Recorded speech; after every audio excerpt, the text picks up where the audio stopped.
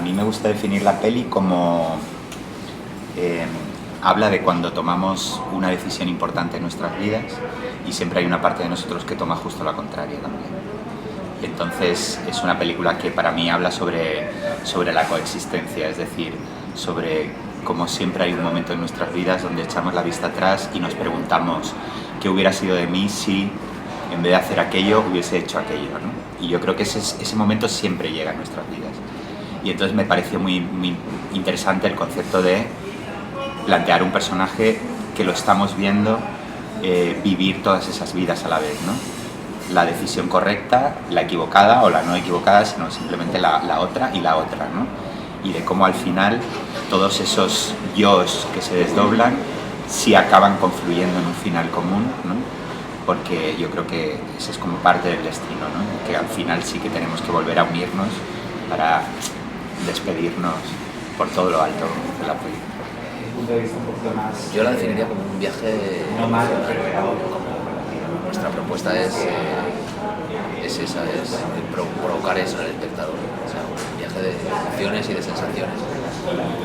Entonces, bueno, es una película puzzle que uno tiene que completar. Es una película en la cual las cosas suceden y no suceden al mismo tiempo. Tiene esa dualidad contradictoria en la cual puede ser todo producto de la imaginación o no, puede ser real. Es un viaje que hay que atreverse a hacer. La película es un viaje personal de este hombre, pero la definiría como este hombre, hablo de Ramón Salazar en realidad, que hace con Andrés Bertrudis, pero la definiría como una película muy valiente, que es lo que hace siempre Ramón, películas muy valientes. Hace exactamente lo que quiere hacer, siempre, y por eso siempre voy con él.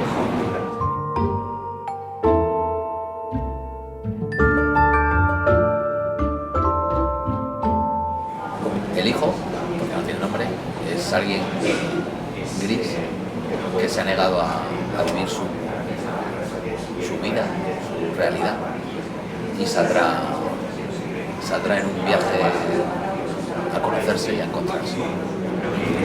Mi personaje es una mujer que tiene un optimismo fuera de lo común para tapar un agujero que tiene muy gordo, muy grande.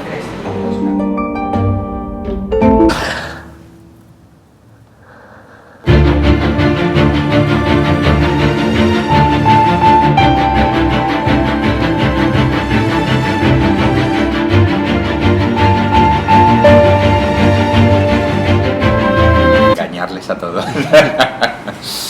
No, bueno, yo creo que al contrario de a las productoras que cuando cuentas un proyecto como este todos huyen, ¿no? O te invitan a salir de la productora y te dicen nada, pues vuelve cuando la película esté terminada. Yo creo que a los actores cuando les propones un proyecto así, pues todo lo contrario, ¿no? O sea, les interesa esta cosa de la experimentación y de empezar a hacer las cosas simplemente de otra manera pues a como a lo mejor estamos acostumbrados a hacerlas, ¿no? Y yo creo que para los actores sobre todo había un aliciente muy interesante que era el trabajar con biografías en vez de con guión, donde íbamos a plantear en vez de un plan de rodaje cerrado donde tenemos que rodar Berlín en 7 días, el planteamiento era nos vamos a ir a Berlín un mes y vamos a ver, llevamos esto para rodar, pero también lo que allí surja, ¿no? Como yo he escrito secuencias estando en las ciudades, hemos improvisado, los actores han llevado el vestuario de los personajes, nunca el de ellos, el maquillaje y la peluquería se lo hacían ellos, sí llevaban, entonces yo creo que ha sido todo un proceso interesante de cara a lo creativo, porque por ejemplo Andrés ha estado 4 años desarrollando su personaje, porque ahí pues Nayua a lo mejor sí se vino un mes a rodar a Berlín y terminó, pero Andrés ha estado 4 años metido en el proyecto, viendo cómo su personaje evolucionaba y dejándose llevar por lo que a mí se me iba ocurriendo. Entonces yo creo que se han metido porque, bueno, pues porque son unos locos como yo y y yo creo que nos interesa hacer este tipo de cosas simplemente para sentirnos vivos, ¿no? Es una historia que ha estado viva constantemente a la hora de crear. De hecho, prácticamente, por ejemplo, Berlín, todo lo que está montado es lo que se improvisó allí a lo que llevábamos preparado, por ejemplo, ¿no? a las secuencias que estaban más desarrolladas o más escritas, menos el monólogo de Nadia, todo lo demás. Por ejemplo, la secuencia inicial de 10 minutos, la cena, es una improvisación de 5 horas entera, ¿no? Y que en el guión era media página donde ponía la familia cena y se definen los caracteres de cada uno, y eso decía la escena.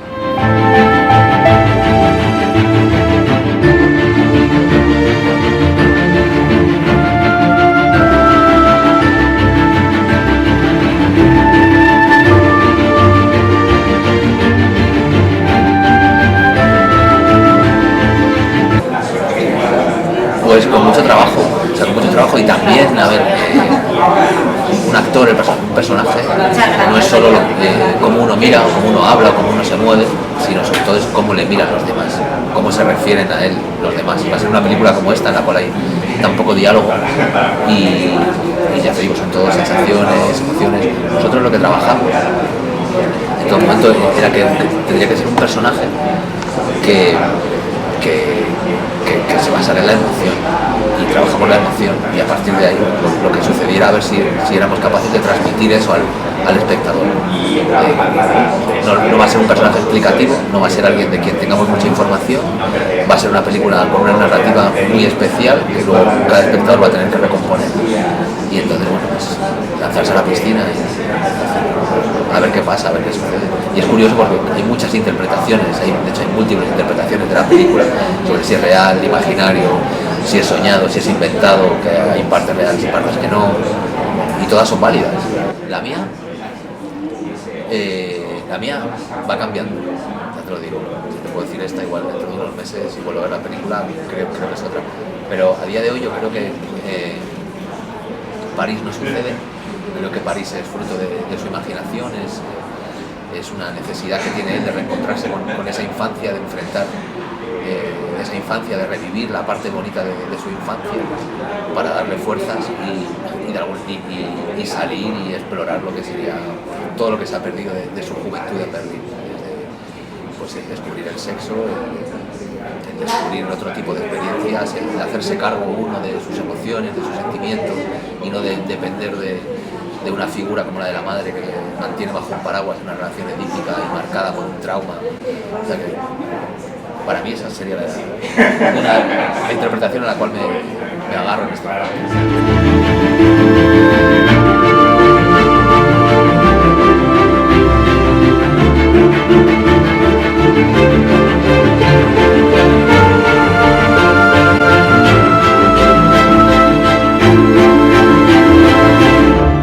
Lo hemos diferenciado más que por paleta de colores, yo creo que por luz, ¿no? Es por intensidad de luz. Yo creo que Madrid es esta parte más contrastada, oscura y enfermiza, ¿no? Donde todo está contrastado, donde los negros son como muy aplastantes, incluso con un tono verdoso, por decir como enfermizo, ¿no? Y a medida que el personaje va evolucionando en su viaje, va perdiendo esa oscuridad y ganando tanto en color como en luz, ¿no? Yo creo que París sí que tiene esas tonalidades más pastel de cuentos, ¿no? Tiene los colores como más vivos, tiene una cosa que a mí me recuerda a la infancia, ¿no? Y Berlín tiene esta cosa más del campamento de verano, donde todo es luminoso, pero a la vez también está como desdibujado, ¿no? Es como cuando dejamos una fotografía al sol y va perdiendo nitidez, ¿no? Entonces era más por ese tipo de sensaciones que por unos colores concretos, ¿no? Más por la evolución que hace el personaje y lo que la luz y los colores van simbolizando en el viaje de ese protagonista. Pues Madrid como punto de partida, como ciudad de la que ya estoy yo también un poco harto. París, por la imagen que tenemos preconcebida de París, de que es como una ciudad de cuentos, y sin embargo es una ciudad como muy hostil. A mí me lo parece que es una ciudad muy hostil. Y Berlín porque fuimos a rodar en agosto y me parecía el ejemplo de lo que yo quería como campamento de verano, ¿no? Yo había estado justo el verano anterior y tuve esa sensación, ¿no? de que aquello era como demasiado bonito, de que ibas a querer volver al verano siguiente y de que ya no te ibas a encontrar lo mismo, ¿no? Y entonces a partir de ahí empezó a surgir la historia.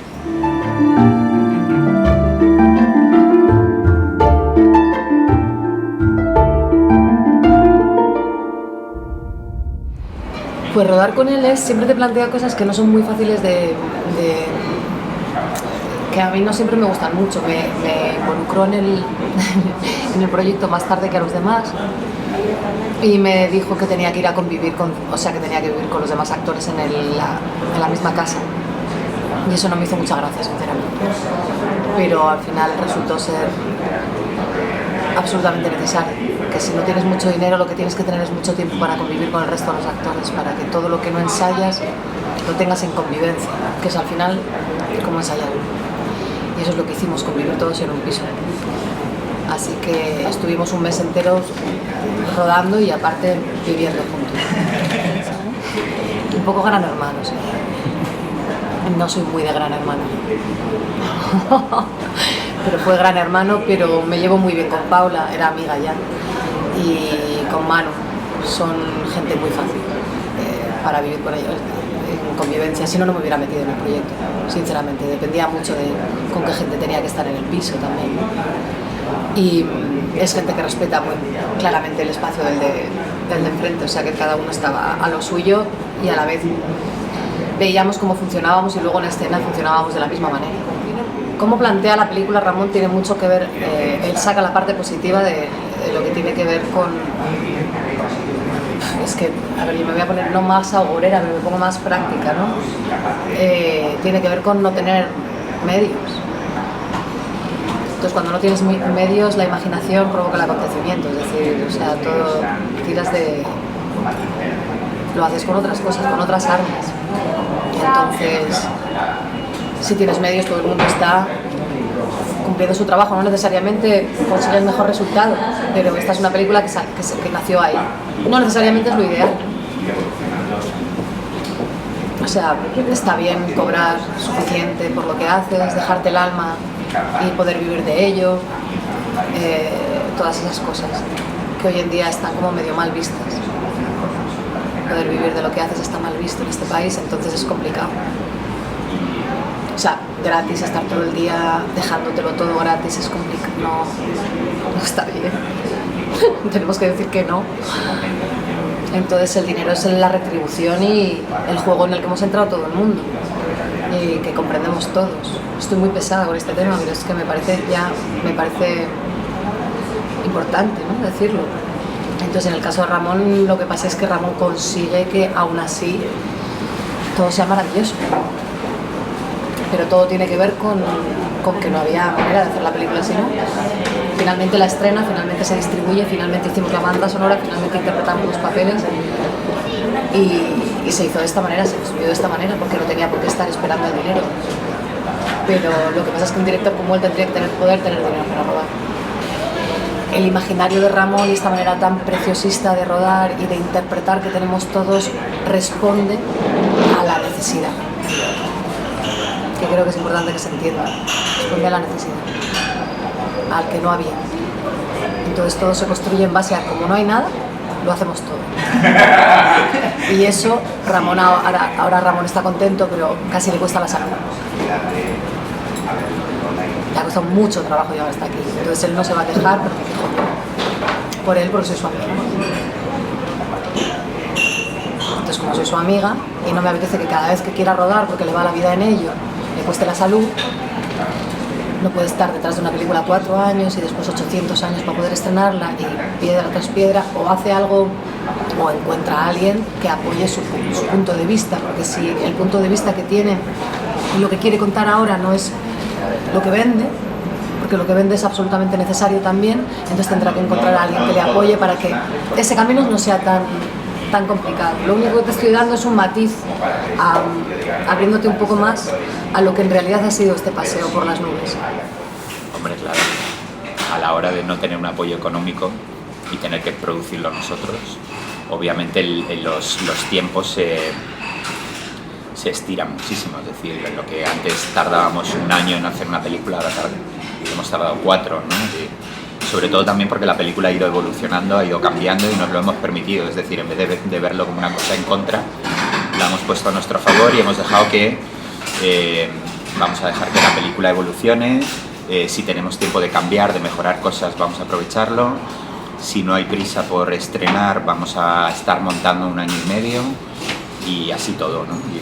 Y yo creo que lo bueno de autoproducirse es que no tienes la presión de un productor, libertad absoluta, y eso lo hemos aprovechado y lo hemos disfrutado absolutamente.